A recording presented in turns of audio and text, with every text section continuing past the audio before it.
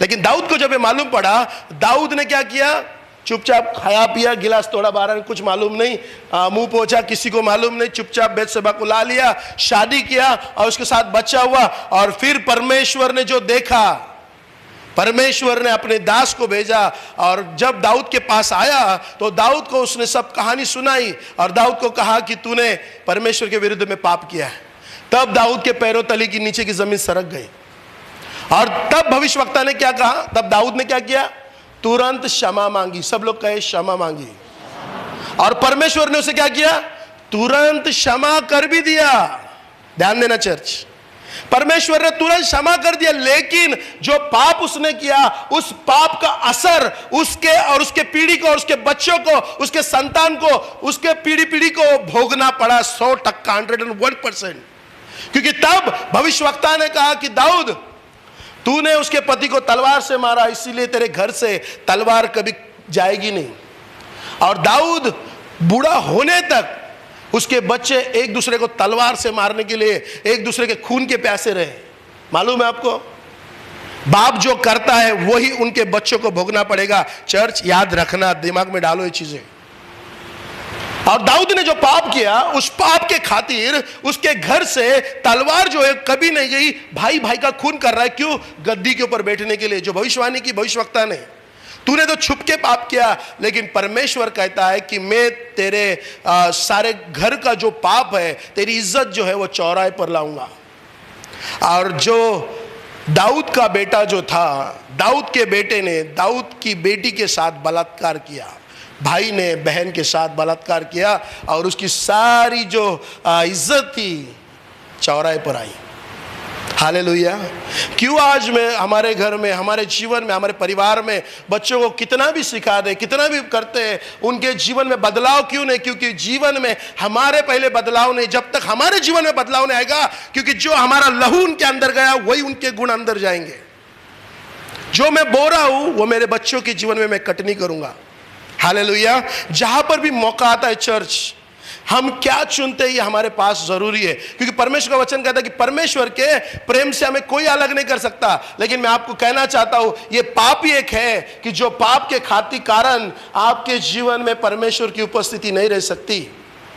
आप कहोगे कि पास्टर जी मैं गंदे काम भी करूंगा और परमेश्वर की आराधना भी करूंगा और खड़ा रहूंगा तो प्रेजेंस, वो उपस्थिति मेरे द्वारा बहना चाहिए। पास्टर जी कभी भी नहीं रहेगी। क्वायर, ध्यान देना, क्वायर, यदि आप यहाँ पर सामने खड़े हो और आपको लगता कि वो प्रेजेंस चर्च में बहे, तो सबसे पहले अपना जीवनों को सुधारो। जब तक अपना जीवन नहीं सुधरेगा तब तक अपने जीवन के जो गुपित पाप है, जो कोई नहीं देखता, दाऊद का पाप किसी ने नहीं देखा, लेकिन यहोवा परमेश्वर ऊपर से देख रहा था और उसका प्रतिफल उसको मिला। पाप की परमेश्वर क्षमा करता है जरूर, लेकिन जो आपने पाप किया उसका असर वो जाता नहीं है। ध्यान देना, वो कभी भी नहीं जाएगा जो आपने किया है। आप कितना भी रोए परमेश्वर के पास। दाऊद इतना रोया कि उसका बेटा मरने तक वो रोया। उसका बेटा मर गया बाद में, और फिर बाद में उठकर वो नॉर्मल हुआ। परमेश्वर के प्रेम से हमें एक ही चीज अलग कर सकती है, वो है पाप। हालेलुया।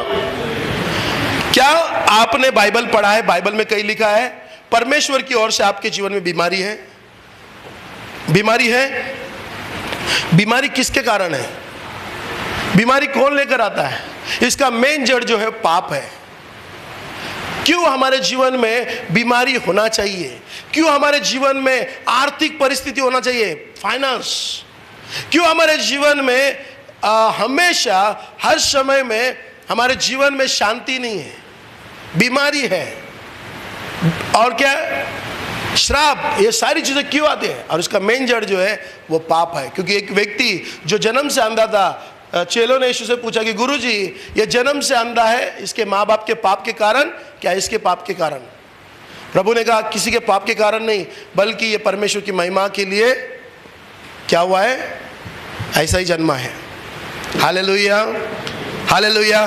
जो खुद को यीशु की संतान कहलाते हैं और पाप करते हैं वो झूठे हैं, लेकिन जो यीशु कहते, संतान कहते हैं और पाप नहीं करते, वो सच्चे परमेश्वर की संतान है।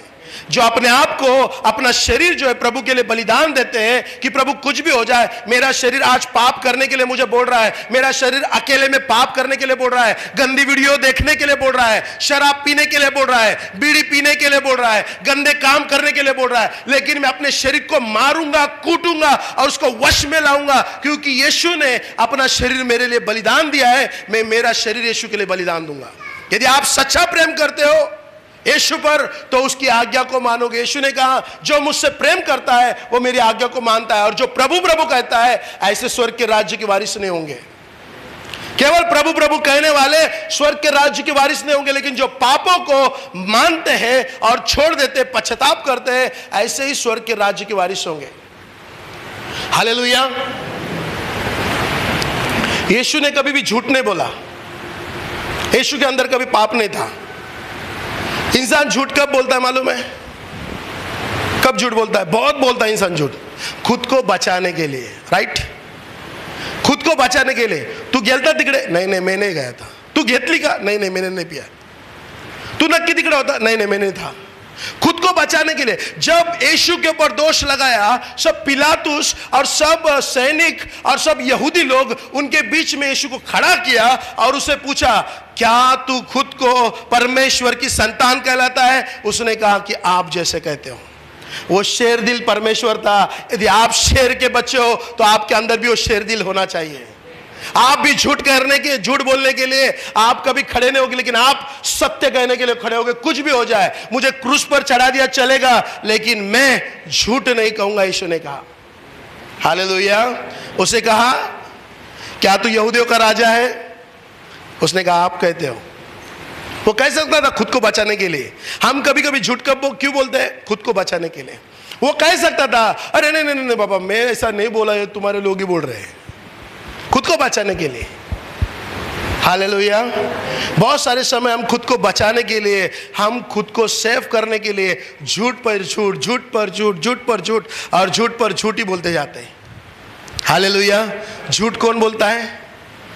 यदि आपका परमेश्वर एक शेर दिल है, जो किसी से नहीं डरता, जो कभी झूठ नहीं बोलता, वो सीना तान कर खड़े होकर उसने कहा कि हाँ, आप कहते हैं वैसा ही मैं हूं, परमेश्वर का पुत्र। अगर वो शेर दिल है तो हम भी शेर दिल होना चाहिए। हम भी कभी डरना नहीं चाहिए किसी के सामने सच बोलने के लिए। लेकिन चूहा और झूठा और झूठ का बाप, ये कौन है? कौन है चर्च?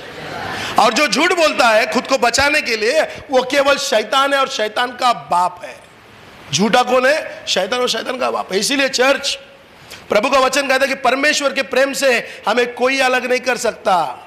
लेकिन मैं आपसे कहना चाहता हूं, एक ही चीज है जो आपको प्रभु से अलग कर सकती है, और वो है पाप।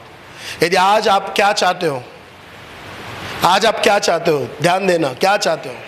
क्या आप यीशु को अपने जीवन में चाहते हो? क्या पाप को अपने जीवन में चाहते हो? क्या आपको पाप ज्यादा प्यारा है कि यीशु ने, जिसने आप पापी होते हुए अपना बलिदान दिया, वो प्यारा है? हालेलुया।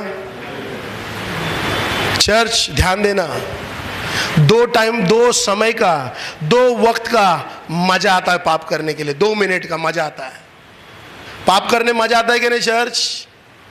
जो बोलेगा मैंने कभी पाप नहीं किया, झूठा है, क्योंकि वो तो डायरेक्ट फिर परिपूर्ण है। आपके सामने सबसे बड़ा पापी खड़ा है। लेकिन मैं कहना चाहता हूं आपको, पाप करने के लिए थोड़े समय के लिए बहुत आनंद मिलता है, लेकिन उस पाप का असर जो है वो भयानक होता है। और उस भयानक असर को मिटाने के लिए खुद प्रभु यीशु मसीह इस जगत में आए। हालेलुया। और यीशु जब जगत में आए तो परमेश्वर जो पिता, ये पवित्र है, इसलिए मैंने क्या कहा, परमेश्वर ये पवित्र है, और पाप और परमेश्वर का मेल कभी भी नहीं हो सकता। हालेलुया। इसीलिए परमेश्वर का वचन कहता है कि तुम्हारी प्रार्थना क्यों नहीं सुनी जाती? क्योंकि तुम्हारे पाप जो है दीवार के समान परमेश्वर के और तुम्हारे बीच में खड़े हैं। क्या खड़े हैं? क्या प्रभु कभी पापियों